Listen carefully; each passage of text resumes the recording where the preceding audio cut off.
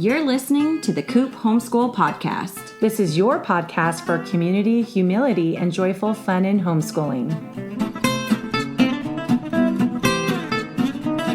I'm Mandy. I'm Jessica. And this is The Coop. Today is kindergarten picture books. I love it. So cute. It's so cute. You can find Dr. Seuss. Dr. yeah. Seuss says you can find magic wherever you look. Sit back and relax. All you need is a book. Perfect. And it's true, right? So true. Books are truly magical in both our households, more yours than mine. Maybe. But Yeah. they're magical. And I love sitting with my youngest, who now is turning 8 this week. Yeah. But I love sitting with her. She loves sitting there and looking at picture books with me and talking about them and going through them and then reading them again. And it's just a reminder that they love doing that from day one. For sure. Yeah. Yep. Okay. But first, let's do our scoop on the coop. So I mentioned a few weeks ago that we were going on a road trip. Yes. And we did. We did said road trip, and it was amazing. We did a Central California tour, and so it was really awesome. Just being able to refer back to our whole semester last year of studying California, the habitats, and the animal, all kinds of stuff. So it was just a really neat way to utilize that learning and then to open it up into some of our U.S. history that we're doing this year, and then our North American bird study. So it was such a cute way for me to kind of incorporate a lot of our learning and be able to demonstrate why we learn these things. Oh, yeah. Because then you can be in the world and whether it's history or science, I think those are things that you can see. You look outside and you can see them when you know. And it's just definitely. really neat. So we went up the coast of California to Big Sur. On the way, we stopped in San Simeon, where there are elephant seals. And we got to see them. There was one male left on the beach. Oh, cool. And we found him. He was huge and disgusting. And it was hilarious. I mean, just their big schnozzes are... they're not my favorite creatures, but they're fascinating to watch, because they're so ungraceful out of the water, just hilarious to watch. And it rained a little bit, but it was still hot on the coast because California was in a heat wave this particular week. So we escaped a lot of it, but we even saw whales off the coast. And we would pull over on the side of the road to just watch, and just to have the time, the freedom to do that was really amazing. We survived the poison oak in our campsite. Oh. There's poison oak all over Pfeiffer Big Sur State Park. Good thing you guys know what it is. Yeah. Yeah, Jake. We were in Pfeiffer. We were in the state park, and my husband was like, I'm pretty sure that's poison oak right there. Leaves of 3, let it be. He's a poet and didn't know it. Yeah, exactly. No. But then there was rangers driving by before we settled in, and they confirmed, there's poison oak all over this campsite. Nowhere did I read about it. Oh my goodness. Good thing. I didn't know to look for that. I stayed there, all the roads were closed like 4 years ago because of a storm. the slide, yeah. So we couldn't get, like a monastery was stuck and the bridges were out, like those famous bridges and everything. So we had to go up, over and around and down to get there. But so we couldn't go, like Pfeiffer was, everything was closed. Yeah.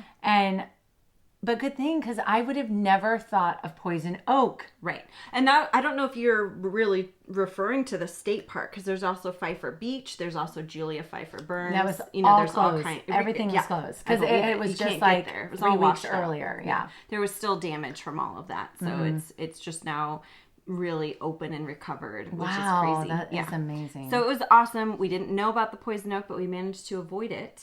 Then we did the Monterey Bay Aquarium, which was fabulous. Yeah, and then we went across the state to the Sierra Nevadas. Wow. We were up at 6,500 feet in Kings Canyon National Park. And that's my favorite place in the whole world, I'm pretty sure. I haven't been all over the world, but I think if I had to people from all over the world come here to go to those places. There were so many international visitors there, more than I would say I saw locals. Well, like Yosemite, people were from all over the world there. Yeah, it's like going to California. Yeah, and just the U.S. national park system. Yeah. We save our whole lives to go to Europe, but at the same time, this is where they are going. Right. We have magnificent things. And so we were up in those mountains, which are my favorite. And on the very last day, my son falls into a huge patch of stinging nettle. Oh. And it's bear country, so they recommend not even leaving medicines or anything that's scented in any way. It's like Yosemite. Nothing scented is allowed to be in your vehicle or anything. So all the medicines were in the bear box. Yeah. An hour away at our campsite. Oh. Yeah, I didn't bring every medicine with me. And so... yeah. Oh, geez. He survived. I had a good little patch on my arms from rescuing him out of. Wow. Yeah, it was gnarly, and he reacted instantly. So it was wild, but live and learn. Yeah. Make sure you know your remedies for these things. That's true. When you go camping. Watch Alone. Alone has a ton of those remedies. It's amazing, right? Yeah. Okay, that was long. Amazing. Sorry. I loved my road trip. It was really great. Yeah, and I hadn't heard about the falling into the stinging nettle. I know. So I saved it for you. That was fun to hear. I mean, your poor son. Yes. Yeah. Poor guy. Yeah, your poor 4-year-old. He cried, of course, but he handled it really well. And then he just, he knows, and it's the stinging metal. Oh, that's what cute. he calls it. So he's like, I fell in stinging metal. That sounds like a band. That'll be his future rock band since he's learning, drums and all that. Perfect. Okay, my scoop is I'm holding up Writing and Rhetoric. Mine's boring, but top that, Mandy. I know. I'm holding up the teacher's edition of Writing and Rhetoric because we stuck with a chapter for the fable, The Ass and His Driver. So I kicked it off a couple days ago saying, oh, you guys get to say a bad word in today's story time. And my son was just like, really? Which one? And I was like, you'll see. Yeah. And he was in. Yeah. And then we talked about more of that, like what bad words mean to us as a family and things like that. But so that was fun. But what they had to do was they had to take the story and amplify it and add dialogue and description. And I was so surprised by my son, actually. His story was hilarious and written amazingly, like a professional writer. I couldn't believe it. I couldn't believe it. But what was fun today, they read those, and then the next thing on the list was The Story of Augustus Who Would Not Have Any Soup by Heinrich Hoffmann poem. And it recommends that you have your kids memorize it. So I memorized the first stanza. One of my kids did number 2, and then the other one did number 3. And then my youngest, who came in, like, what's going on? What are you guys up to? Wanted to do number 4 stanza. So that was fun. So we were practicing it in the car. And then they got tired of it. But I'm like, let's get really good at it so we can present it to Daddy. It's like a whole presentation. Yeah. So, but we ran out of time this evening to do it. But it was really fun. And I practiced memorizing, and I forgot the value of memorizing poetry. Yes. We don't really do that. We might do catechism, we might do a Bible verse, but we don't actually memorize poetry enough. Right. And I used to do that for speech meets all through elementary school. Totally. And I would get my superior ribbon, and I wouldn't win, but I would usually get to the next round because my expressive language and face and my projected voice usually did a good enough job. Right. So I was telling them about that and how it's like a really good skill to be able to project and tell a story where people hang on your every word. Yeah. Make the pauses in the right places. I see a future Coop group club.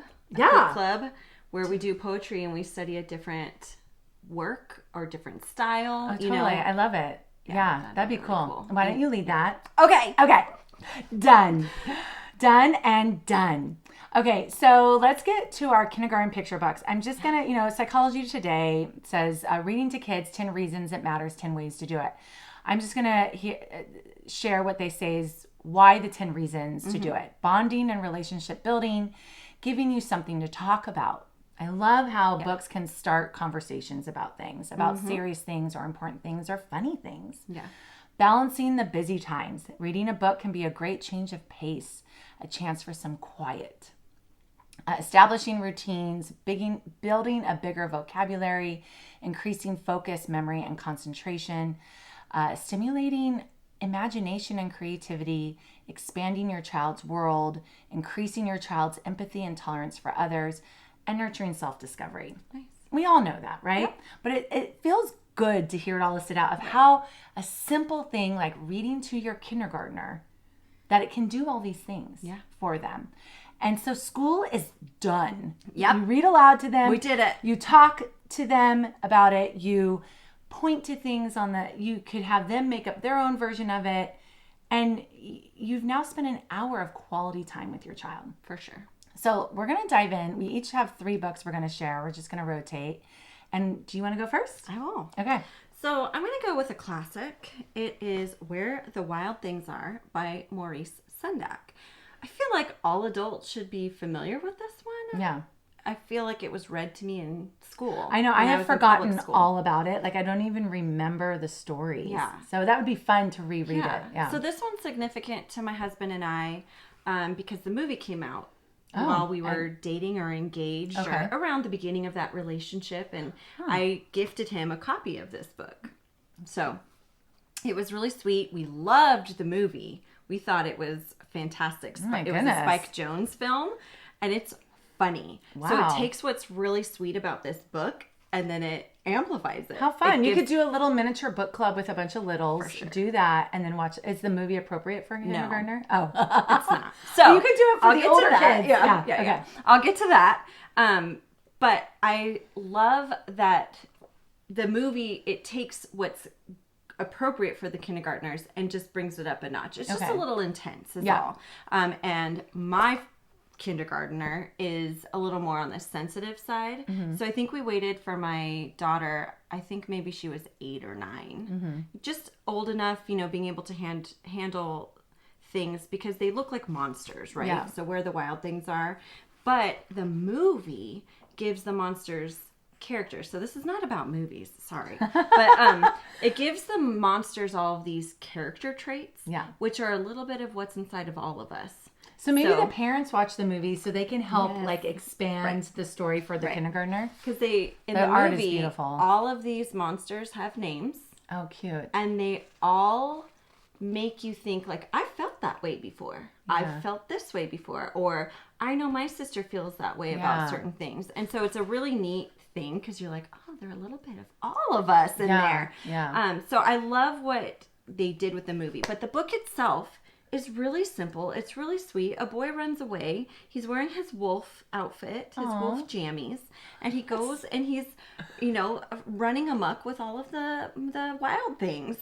And he becomes the king of the wild things. So they're nice? I have no memory of this story. In the book, they don't have a whole bunch. They're yellow eyes, so they could be a little scary, but he seems okay. Right, but he kind of comes in and becomes their leader, and he has all the wild rumpus with them and all this stuff. And it'd be a cute way to decorate a child's room. Oh my gosh, I know, I love it. It's beautiful art. And I'm very partial to Maurice Sendak because he illustrated a version of the Nutcracker a long time ago, and there are a couple of ballet companies that use his illustrations as their costume design. That's so cool. And it's actually the one that Macaulay Culkin was in the 90s. Oh, wow. When he performed in the Nutcracker, that became a movie. I remember watching the Macaulay Culkin one and being like, is that Macaulay Culkin? I was like, kids, that's the kid from Home Alone. What is he doing in this Nutcracker? Right. So shocking. And I love it, but it's the Maurice Sendak version of it. So it's the way that Maurice Sendak took the classic Nutcracker story, retold it. So I love that I can share this author with my kindergartner. I love that it has this story about an imaginary land that this boy is able to go to and the characters and friends he's able to make. The uniqueness of all their features. It's very childlike. The different kind of feet. Right. All the wild things have a different body. This guy is called Douglas in the movie version. He's my favorite. He's like, He loses an arm. Oh. And he's like, that was my favorite arm. Oh, funny. It's just hilarious. I love So what age can see the movie, you think? I think it depends on your child. If they're going to be afraid of monsters under their bed or something like that, then you want to wait. So I don't know if there is a magical age. I think it's a sensitivity based situation. I mean, my daughter watched Monsters Inc.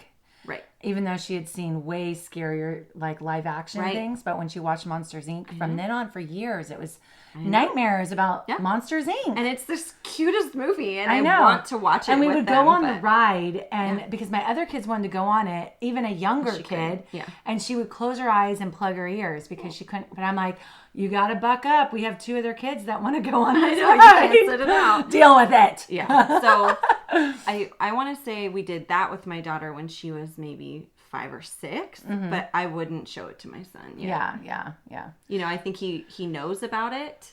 But he likes the book. But he loves this book. Yeah. And I love and the reading art this book. is it's very unique. and it's mature. It's even though it appeals to the child, it's not cartoony. Yeah. We've talked a lot about how we love books that are aesthetic from an adult perspective because it builds their aesthetics. Absolutely. Yeah. Yeah, I love that one. All right. So, I just clapped. Okay. So, I am promoting this book because my daughter loves it and has loved it for 2 years.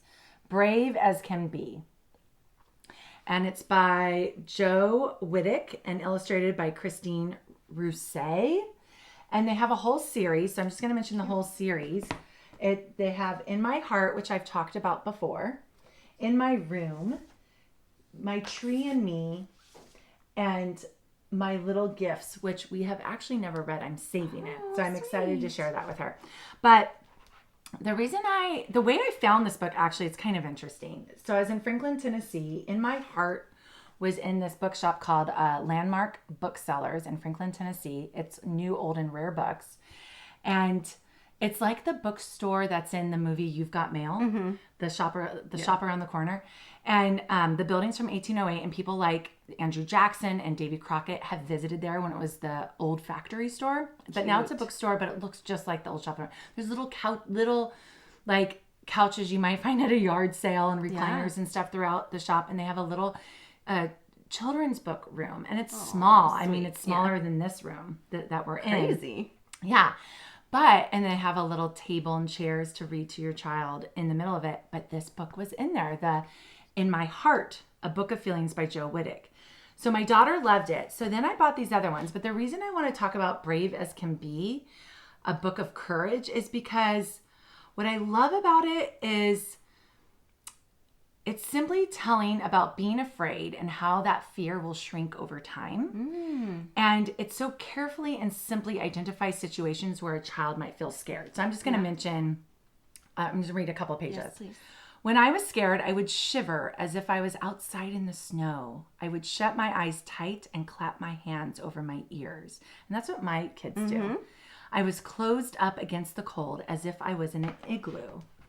And then when you turn the page, I used to be scared of the dark. Was there a monster lurking in the shadows? But now I have a bright nightlight and my super-powered pajamas, which are 100% danger-proof. Cute. And I'll read this last one because this one kind of touches my heart a little bit. The neighbor's dog can be scary too with his loud barks and thousands of teeth. I mean, think of how a child feels when they see a dog. Yeah. And my kids struggled with that immensely. But my mom says the dog is just saying hello. Holding her hand tightly, I say hello right back. Cute. Okay, one more page. Once I let go of my mom's hand and poof, she disappeared. How many times has that happened to a kid? All the time. Yeah, I remember it happening to me. And poof, she disappeared, but I didn't panic. Sometimes moms get lost. Like a brave explorer, I spotted her through the crowd. And it's a picture of a pirate looking through all the feet and legs. Yeah, like they're people. Yeah. It's really funny. And so what I love about the art is it's bright and stimulating and happy. And everything is a cutout. So in the whole series, they have cutouts. So it's fun to see how the cutouts are used. So you might have eyes on your fear hill here or fear mountain. And then on this side, it's just like, I don't know, a cloud in the sky or something, some kind of art feature. And then it might be a mouth of a monster. And then on this side, it's a balloon. Right. And so the cutouts are really, really great. And what I love is the one that my daughter hasn't seen yet, My Little Gifts, the flaps. Oh my goodness. They are like really fun. Oh, really yeah, they fun, open multiple times. Yeah, really fun little flaps. That is cute. And it's still the similar art. Yeah, it's like they took a crayon and drew it, and all the flaps are different. And so they're not all lift the flap books, but this one, look at this one. Oh, cute. Yeah. So, you can't see it, but if you check out the YouTube, you'll see the flaps. So that one is the gifts one, the My Little Gifts. She's gonna like that one. I know. So that'll be fun to do. But I always should do that. It's for her birthday. I should read it to her for her birthday. Yeah. And then my tree and me, it's a bunch of circles for the tree, and it's the different seasons. Oh, cute. And so the tree opening just gets smaller and smaller as you go. Mm-hmm. And so my daughter on the first day of school, she picked from the series in my room, and she just learned to read, as we've mentioned. And this one, she wanted to read to us. Nice. So it goes this way. It goes up and down versus the normal way. Yeah, it almost feels backwards too. It does. Because you go... And she sat with her back to us. Oh, yeah. And held it up, like, so she could see it, and we could see it, like, to the side. So cute. And read and wanted to read it to us. So it's really, the art is just sweet. Right. It's totally your daughter's style. Totally. It's totally what, Just like, a reminds me kid. of her. Yeah. Yeah. If a kid was really good in art, it's how they would draw. If they were Totally. really good in Yeah. art. And the colors are happy. So it's just a really great series. So yeah, so check it out. I've linked it on our show notes. All these books are going to be linked on our show notes. Yes, for sure. Okay. You? Me? Okay, I will save the best for last. So I'm going to go with Owl Moon next. Such a good book. This is a great book, and you can see it's a Caldecott Medal winner. So other people like it. Yeah. I don't know, but if it has a medal on it, it must be good. It must be good.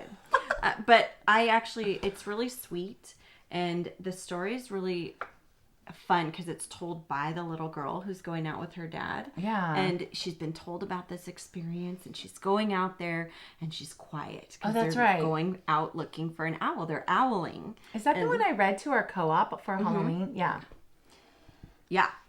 So, and it's really sweet. The illustrations are really simple, which I like. And they're beautiful. And they're pretty. Mature. They're mature.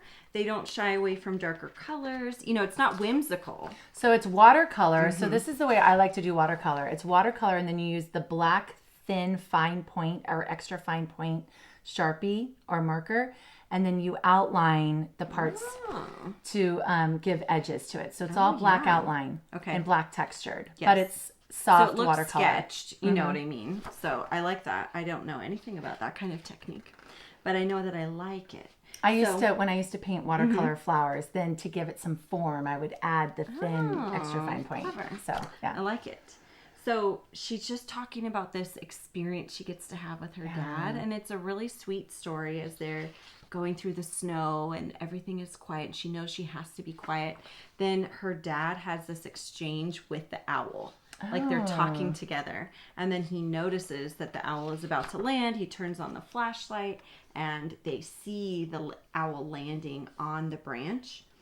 And she says, which I thought was interesting, she says, for 1 minute, 3 minutes, maybe even 100 minutes, we stared at one another. That's so cool. So it was one of those moments, and obviously the book isn't written by a child, but from the child's mind, you know how they have no concept of when to switch over into hours, it's 1,000 minutes, know, and so that's cute. It was, to me, it's a really cute thing because I think it's very relatable for the child, but it's just also a good way to show them, like, don't things that are really special feel like they go on for a long time sometimes? You know, like you're stuck in a moment. Yeah. And so that was just a really sweet way of illustrating that. And then the owl goes away and her dad speaks to her and she's like, now I know it's time to talk. And we went home. And it's just like a cute, peaceful. Yeah, it is. It's just a cute thing. And the ending is, when you go owling, you don't need words or warm or anything but hope. That's what Pa says.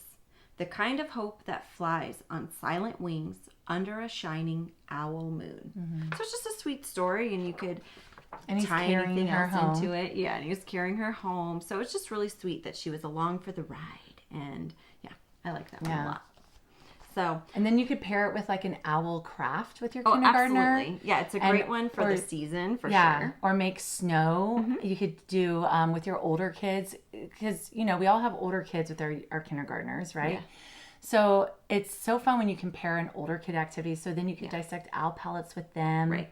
You can make it a whole day of a fall or winter experience. This one had actually just been out on our shelf along with all of my North American birds stuff. Right. So that when we read about owls, we read this book. I love it. Yeah. So it was a great way to tie it all in too. Mm-hmm. Yeah. Cool.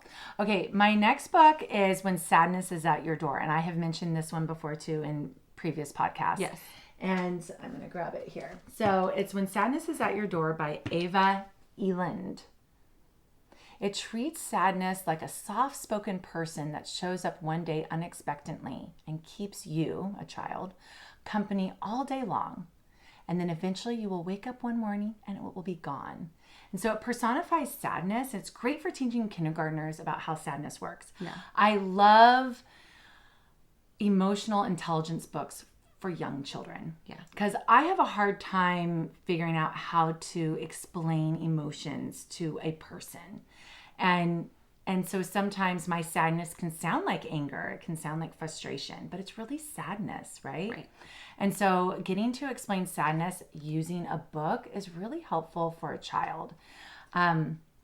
Older kids can use this.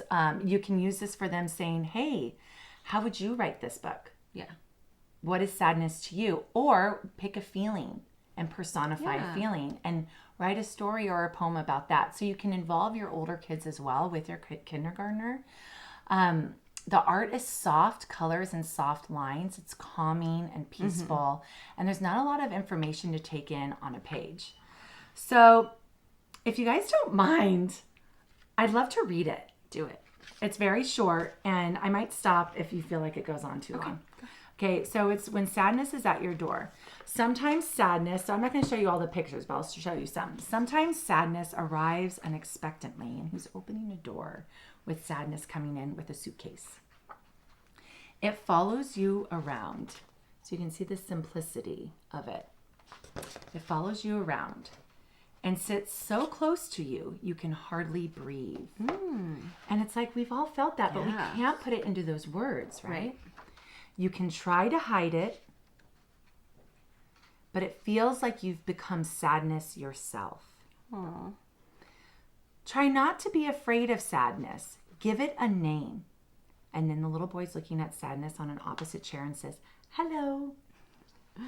Listen to it. Ask where it comes from and what it needs. If you don't understand each other, just sit together and be quiet for a while. Find something that you both enjoy, like drawing, listening to music, or drinking hot chocolate. Maybe sadness doesn't like to stay inside. Try letting it out sometimes. So that would be a great opportunity right there to be able to talk with your child about what makes you feel better when you're sad. And then take note of it, right? So when they are sad, we can be like, wait, they love to draw. Maybe we can help them by drawing with them and sitting with them. Go for a walk through the trees. You can listen to their sounds together. And he's holding Sadness's hand as he's walking through the trees. Maybe all it wants to know is that it is welcome. And to sleep knowing it is not alone. So now Sadness is a blanket. When you wake up, it might be gone. Don't worry. Today is a new day. And that's it. Super sweet. And it's super soft and super helpful for, like we said, the discussion that you can have about it. And then a lot of sad things happen to kindergartners. And they can be little, but they can also be really big things. Loss of a grandparent, loss of a pet. Right. Or a child is really mean to them and hurts their soul. And when your child cries that way, you feel it so deeply. And so this is a way to help walk them through that. So it's called When Sadness is at Your Door by Ava Eland. And it just normalizes it, you know. Yeah. And it helps with the future for dealing with depression. Because depression isn't something that other people get. Right. Depression is going to knock at your door at some point. Yeah, definitely. And, you know, I have definitely, that book embodies what it does feel like when sadness comes to you, you know, and then there might be different levels, which as an adult and having the kinds of loss that, we might experience. Yeah. I just remember sitting there and it was literally just a weight. Yeah. And I didn't care about anything. And I know. Nothing else mattered. And, I just remember that feeling and not being able to describe it. And if more people understood that that's just what sadness is for different people, I think we'd be a lot more giving of grace or accommodating to one another when we're in those moments. But we don't even know how to say that. Yeah. And I am thankful I was able to say, I'm just sad. Yeah. I love you, but I am just sad and I don't really want to talk about it, or I don't want to be cheered up in this way. Right. I'm okay to be sad. Yeah. I need to visit with sadness for a little bit. Yeah. And then it has to work its way through you. And you can see how it migrates in the book to becoming a comfort. Right. And then eventually just disappearing. And I remember after my first child was born and I had depression, and it was like a cry always stuck in your throat, right? And at any moment you felt like you could just melt into a puddle, and you were just managing all day long because that sadness was just with you. Yeah.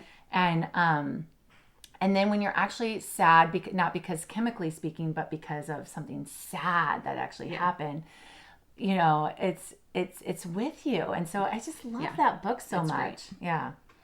So anyways, now we're going to go on to how Rocket learned to read. This is a Parents' Choice Silver Honor Award. This is by Tad Hill. Maybe he illustrated it as well. Tad Hills. Thank you. And this is one of my son's current favorite books. He's loved it for about the last year, I would say. And it's a sweet story about a little puppy named Rocket who's just trying to take a nap in the sun. So cute. He's so cute. He's black and white, and you can tell he's fuzzy. Super cute. Yeah. And he's just trying to take a nap. And this nosy little bird comes over, and she sets up her sign about school being open, and she's excited to see Rocket there. Aww. And he's like, I don't want to do that. And he walks away and he goes and takes a nap. Then the bird decides she's going to read a book out loud. Aww. And Rocket couldn't help but listen to this story. He gets very into it, and she saves the ending for tomorrow. And she's just gone. Oh. And so how dare she? Hilarious because he comes out and he's looking to get the end of the story. He's like, well, how does it end? And she's gone. And so he is very enticed to come back the next morning. And it's just really cute. The bird is so excited to have a student. She says, I can see by your waggy tail that you're excited to be here today. So they start with the book. So he gets the resolution, and then they start working their way through the alphabet. And then Rocket starts learning to sound out words. Yeah. Or to be able to go, your name is Emma. Okay, EMMA. And it's such a normal way that kids learn to process language that I thought was really, really sweet. And so my son loves to look at it, and he loves the pictures. And we've read it so much that he's always looking at these different details of the story. And there's a page where they call it the wondrous, mighty, gorgeous alphabet. Aww. And the bird sets out her alphabet banner. Mm-hmm. And so my son loves to go through and say each letter of the alphabet. And so we take our time to go through it, and he points to them. Sometimes we've done this in music class. Sometimes he'll go through and say the letter sounds for each of the letters and go through it. Sometimes he wants to skip it, but it's just a sweet way that he gets to go through it. And then the bird goes south for the winter. So Rocket's alone for the winter. I like how they do the wind. Whoosh. Mm-hmm. And so it's all about sounding out words. And so they're definitely... That would be a fun word to do. Mm-hmm. Whoosh. Exactly, because you do really sound it out if you don't ignore the whoosh. Yeah. And that's what gives it the air. Yeah. So I love that this book does that. And the bird comes back, and Rocket's so happy to get more reading lessons. And he talks to his friends in town. And it's just really a sweet book. And we read it again and again and again. AGAIN. So I like this one a lot. I think it definitely inspired my son to really investigate language more in a natural way. I feel like we were gifted this book. I don't think I picked it for any particular reason. It was just in our library, and maybe we had it for my daughter for all I know. Well, that one has a medal too. Yeah, so, yeah. I mean, a lot of people like it, but I don't know at what point we acquired this book. And so it's just been a great one in our little library, and it's inspired him, and now he wants to write. And he's always asking, what letters are in the words that he's looking to either write himself, or he will recognize them. He's like, Mom, that's an EMM, whatever, know. And so it's just really neat to see that they want to see other people doing what they're doing. Like you hear about this a lot right now, is they want to see people in their own stage of life, the people who look like them, people who are doing what they're doing. And that's what Rocket Learn to Read is. It's a young puppy who's learning to read just like they are. And kindergartners, for some reason, love animals, right? do. They're always connecting with animals. That's who, a lot of kindergartners' favorite place to go is the zoo. Yep. We just did that for our Coop group, right? And they just somehow connect to the innocence of the animal. I don't know what it is, but all kids, or most kids, I guess. But yes, so I think he loves that it's a dog, and it's just a sweet book. Really cute. Cute. All right, so I found this book at our favorite thrift store for 99 cents. You know which thrift store I'm talking about. I do. They have an excellent homeschool book section and picture book section, and we call it the homeschool section because it's perfect for all of us. It's amazing. It's not actually labeled homeschool. Yeah. So I've seen this at Costco, and I was tempted to buy it, but I was like, buying picture books, you really have to know they're gonna love it to spend. Yeah. It's normally $16. But 99 cents at a thrift store? Totally the way to go. Yep. And it's a New York Times bestseller. And it's by, Good job. Yeah, Henri Toulet. He's French, and it's Press Here. And probably many of you have seen it at Costco. Yeah. And it looked fun, right? It has a yellow dot in the middle, Press Here. And it's really fun and simple art. They're all dots. You could even, I was thinking this would be fun to do with my older ones and have them make their own, or even my younger one, with those dot markers. We used to have those and had to replace them because the red was torn apart. It was used so much. But here's the thing. My girls especially love this book. They love to play with it. Mm-hmm. They don't actually read it. They play with it. That's cool. And I say they play with it because they interact with it. It's not a lift to flap. It's just a bunch of dots, and they tell you what to do with the dots. So they say, press here and turn the page. And when you press there and you turn the page, there's now 2 yellow dots. And then later it's, I'll tell you all the actions they get to learn about. So your kindergartner gets to learn how to use their fingers and work with a book, right? And they get to learn to do these different experiences. They're used to lift the flap, right? But this one is pressing, rubbing, shaking the book, tapping on dots like a certain number of times to multiply them, pressing on the yellow dots or pressing on other color dots, finding a pattern, and then figuring out which dots switched places in the pattern, and blowing on the dots, clapping a certain number of times, and then clapping louder and louder and louder. Right. And,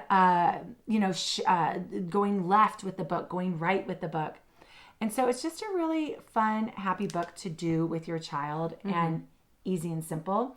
And then the last page, of course, says to do it again. Yes. Oh, and you turn the lights on. You turn the lights on with a dot. Right. And again, there's nothing like sticking out. It's literally just a normal...